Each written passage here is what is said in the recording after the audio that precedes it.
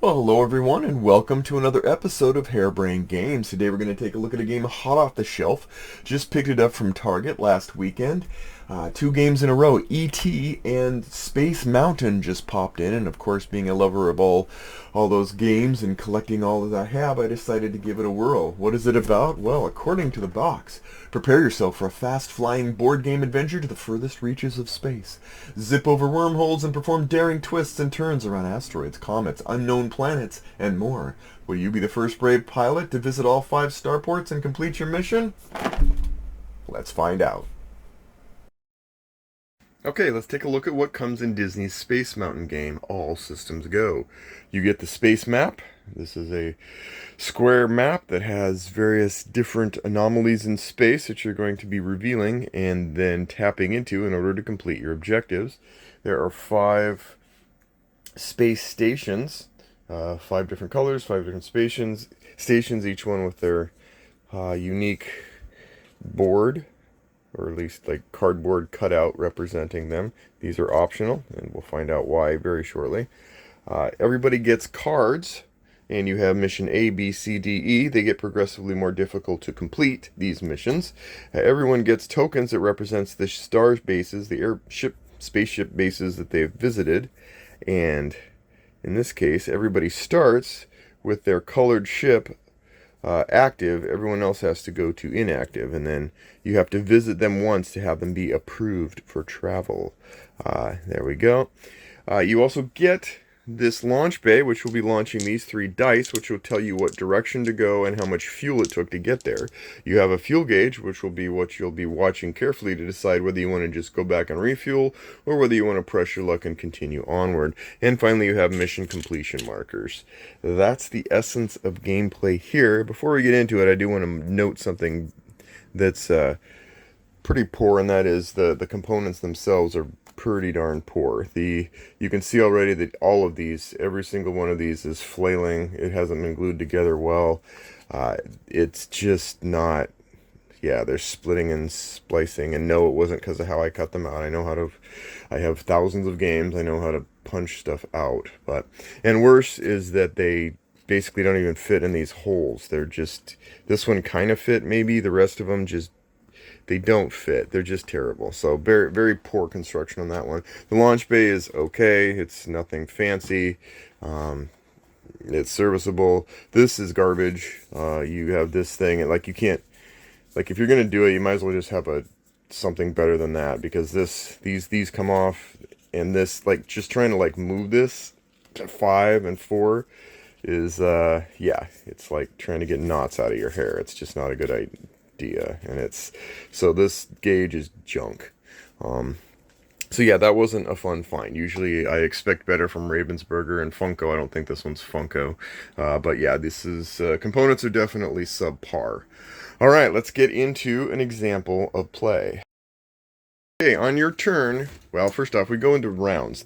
How you win the game is pretty easy. You have to complete all 5 of these objectives, 1, 2, 3, 4, 5, in order, and you have to visit these stations. There are alternate victory conditions you can choose to simplify the game from that, but for all intents and purposes, the core rules say complete all 5 of these missions and visit all 5 of the air bases. When you start, you can take your ship and put it on the corresponding space area in whatever direction you want.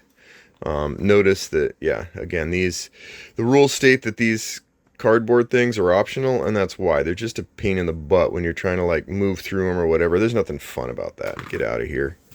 I'm done with that. So, and then same thing here. You can place it in any orientation you want.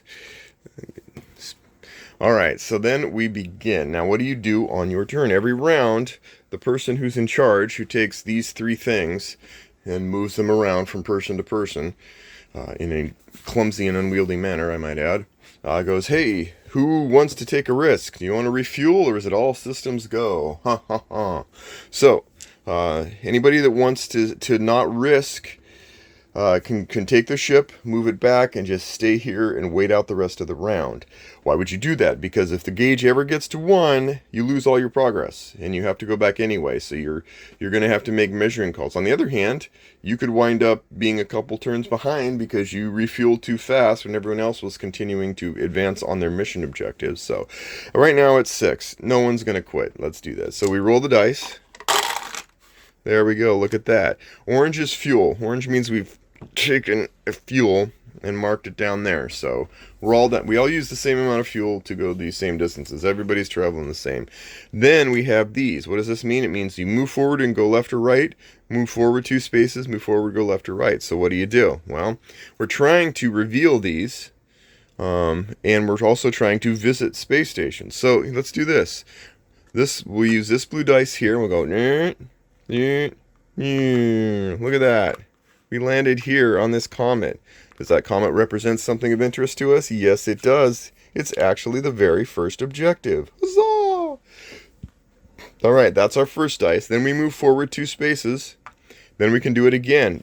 Look at that. Sounds not included. Oh yeah, and then we got that mission. And we place that. We can place that here. And that will complete our first mission. We could have placed it there, but these wild cards allow us to have some levity or leeway in that regard. All right, so we're done with that. Now we're going to move green. And green says he started here. So he's going to go here. He's going to go down 2 spaces. And then he's hit a sort of a warp point. And he can orient however he wants. And then he's going to go here and here. Look at that. And that's not on your board. That's a special condition. When you land on that, it says that you are to return to starport. Any starport that matches one of your approved for travel. Well, guess what? We only have 1 approved for travel. So we're back where we started from. Yay! And that is the end of everybody taking a turn for that round. Now, we're going to let's see. Yeah, now we're going to go ahead and do something even more cool, pilgrims. We're going to go ahead and decide whether we're going to do another, go back and refuel, or we're going to risk it. Well, we're pretty safe here. The most we're going to get is 1, 2, 3 fuel. So we're safe. Nobody is going to, yeah, everybody's going to keep going. Whee! Another fuel. So now we're down to 4. 4. All right, now we have... I'm just going to orient these for safety's sake. So it's like up and left or right, up and left or right, up and left. Yeah, so move. So where are we here? So here and here. Yay. That lets us, look at that. We now have 2 places we can stop. Cool. And then there and there and there and there. Okay, cool. And we do the same thing here. Here and here. Well, look at that. We too have completed our objectives. All right, here, there and there. Actually, so there and there, there and there. All right, look, we are done. Now we're at a pivotal point. What are we going to do? Do we risk it or not? Well, red's not going to risk, pink's not going to risk it because they already have a completed mission. They'd like to have that one locked in place. So they return to refuel. Green's going to continue on. And I just lost the dice. So I don't have my 3rd fuel point. Look at that. So 2. Oh, this is interesting. So if this turns out to be orange, whoo, we dodged a bullet. So from 4, 3, 2. And there we go. So this gives green an opportunity because he's a tad bit behind. So we're going to go 1. All right. And then 2 here, and that gives them a comet. So E2 is going to place a comet there for future reference, and he doesn't want to blow it. And then 3, he's on tap to go visit this on the next turn. And then he's going to decide, you know what, I'm not going to risk it. So everybody goes back, refuels. You know, you've completed the mission. Yeah, he hasn't completed the mission. He would have, but he decided to stick around. So he's visited not much. So he's a little bit behind. Here we visited 2 stations. We've completed a mission. So yes, now we can work on mission B and also work towards future missions. And honestly, this is the whole gameplay. It's going to go on and on like this until you are at a point where one of you has completed all 5 missions and visited all 5 stations. And then you're the winner, and that's it. So, without further ado, let's get into my final thoughts on Space Mountain. All systems go. Okay, final thoughts. Did we zip past wormholes and perform daring twists and turns? Did we do comets, unknown planets? Did we visit all the starports? What is this game like? Well, let's get into the pros first this time. That doesn't bode well. The game's easy to teach. It's limited in its scope, which means that you're more readily able to just bring other people in to play it. And it's very clear that there was an homage here, an attempt to utilize 2 game mechanisms of pushing your luck and programmed movement. And it's clear that that was the attempt. Okay, that's the pros. Let's get into the cons. The components are rickety at best, garbage at worst. The cardboard separation on the pieces, that's not normal. There's the occasional, like, yeah, it's starting to, like, tear apart. This was in just about every single one of the pieces. The pieces, those space bases, are so inconsequential to gameplay, so cumbersome and just inhibiting when you're trying to move your pieces. They were ill-conceived. They don't even fit in the holes. I don't know if maybe they went, hey, you know what, this isn't going to work out. Let's make them optional or something, but it's garbage. The fuel gauge is a worthless piece of crap. If you're going to have a gauge or a spinner or a dial or something, don't just make it a band, a red band that barely fits over the cardboard that can't be moved. And no, moving it up and down a bunch of times doesn't make it easier. It's junk.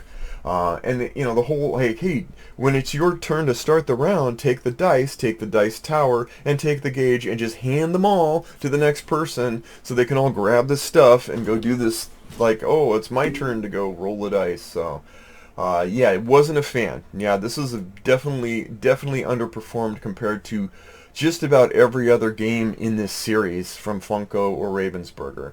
The other thing is there's no narrative here. There just isn't.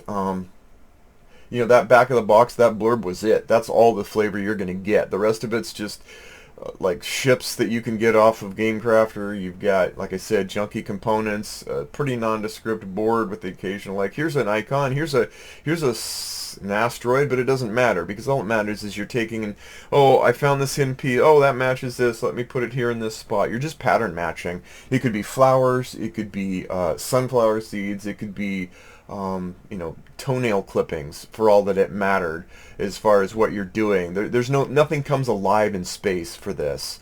I just put them on the cards and, relatively press your luck. The missions are irrelevant. They have nothing. There's no flavor text. It doesn't matter. You're just going, okay, 2 resources, 3, 4, 5. Oh, wow. Am I immersed? And the thing is, there's no tension.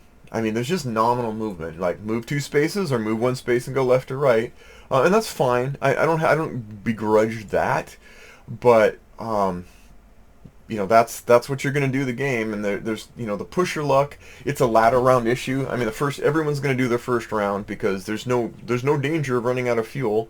And then if you have 3 dice, so if your gauge is 5, if you're at 5 or 4, you're safe. If you're at 3, then there's still a good chance, but yeah, maybe I'll bail out here. That's probably the only point when you start to feel tension. Once you're down to 2 or 1 or whatever, yes, you can push your luck, but you lose a lot too if you screw it up.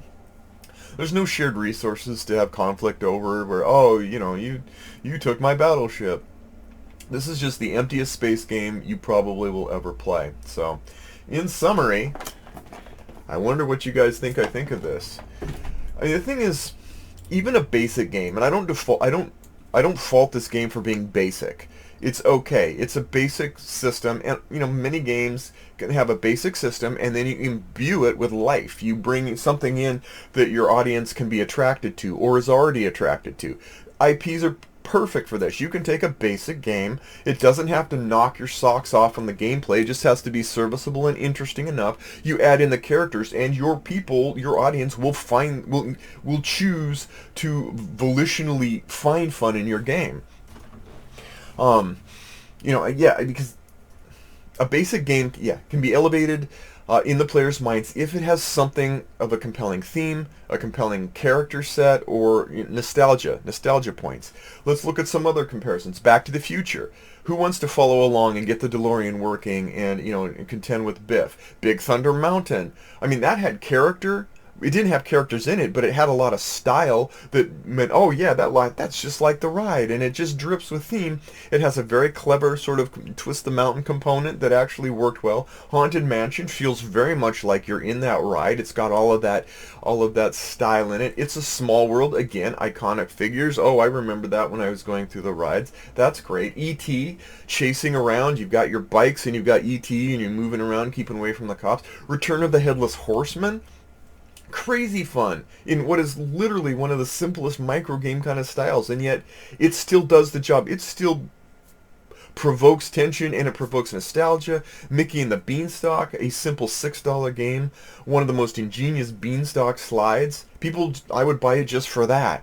The Rocketeer has characters that drive it. Matter of fact, characters are big. Disney characters. Jungle Cruise, Fast and Furious, not a Disney thing. The Goofy Movie, again.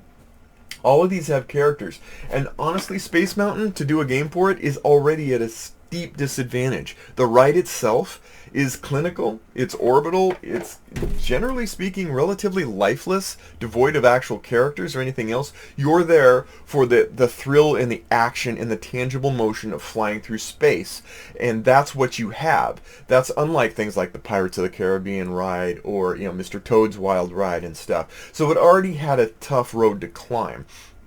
And so for it to succeed, Space Mountain would have had to either capture that feel somehow, some way that just blew you away from, with just the action and all that, or it would have to reimagine Space Mountain with some sort of setting that draws it in based on characters or something, some connection point. Maybe Lost in Space or Treasure Planet or, Carter on Mars or, like any of that stuff. This just absolutely fails miserably in doing so.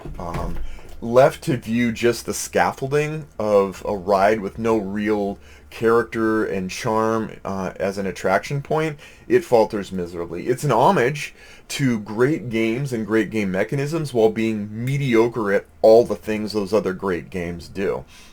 To be honest, as I was playing this, for what is going to be the last time after several attempts, and I trying to corral people to actually play it and going like, yeah, no thanks. If they wanted to succeed in something like this, they could have taken a style of this game, beefed it up a little bit, and partnered it with Push Your Luck and movement. If they wanted to have an IP, they should have used Herbie. Like, if you think about it, Herbie the Love Bug, Car 53, Herbie has a love interest, Herbie has nemesis, there's racing, there's, sabotage, there's things that they could have done in a style of this game while adding characters and life, and that could have been the tipping point that said, hey, well, other than the crappy components, that said, hey, we have something that's endearing to you to give you something like it. In this case, this is, other than Jungle Cruise, which failed on its gameplay so bad that I couldn't overcome the awesome artwork and the puns and all that. This mountain of mediocrity has no space in my shelves. It's a hard pass. So, sorry guys. Maybe E.T. will be better. Anyway, thanks again, and we'll see you next time on Harebrained Games.